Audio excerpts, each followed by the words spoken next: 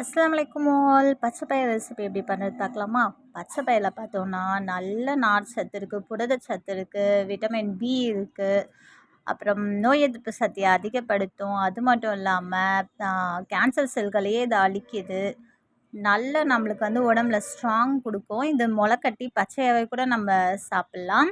இந்த மாதிரி குழந்தைக்கு ரெசிபியாகவும் பண்ணி கொடுங்க. இது எங்கள் பசங்களுக்கு ஸ்நாக்ஸாக பண்ணி கொடுப்பேன். அது மட்டும் இல்லை, சப்பாத்திக்கு எல்லாமே ரொம்ப நல்லாயிருக்கும். அதுக்கு முதல்ல நம்ம ஒரு வெங்காயம் ஒரு தக்காளி ரஃப்பாக கட் பண்ணிக்கலாம். கட் பண்ணி அதில் கொரன்னு அரைச்சி எடுத்துக்கோங்க. அப்புறமா கொஞ்சமாக எண்ணெய் ஊற்றிட்டு அதில் ஒரு பட்டை ஒரு லவங்கம் போட்டுட்டு இந்த அரைச்சி வச்சுருக்கோம் இல்லையா, அது எல்லாமே கூட சேர்த்துக்கோங்க. கூட ஒரு ஸ்பூன் அளவு இஞ்சி பூண்டு பேஸ்ட்டு போட்டு கொஞ்சம் நல்ல பச்சை வாசனைலாம் போகிற அளவுக்கு வதக்கிக்கோங்க. இது நல்லா வதங்கி வந்த உடனே ஒரு 1 ஸ்பூன் அளவு மிளகாத்தூள் போட்டுக்கோங்க. ஒரு அரை ஸ்பூன் அளவு தனியாத்தூள் போட்டுக்கோங்க. ஒரு 1/4 ஸ்பூன் அளவு கரம் மசாலா போட்டுக்கோங்க. எண்ணெய்லாம் நல்லா பிரிஞ்சு வந்த உடனே கூடவே நம்ம ஊற வச்சுருக்க பச்சை பயிரையும் எடுத்துக்கலாம்.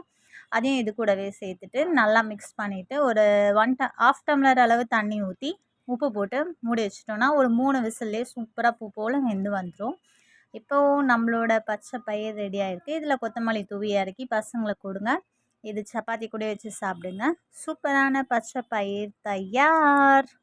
யாரெல்லாம் என் சேனலை சப்ஸ்கிரைப் பண்ணாமல் பார்த்துட்ருக்கீங்களோ எல்லாருமே சப்ஸ்கிரைப் பண்ணிக்கோங்க. தேங்க்ஸ் ஃபார் வாட்சிங். பாய்.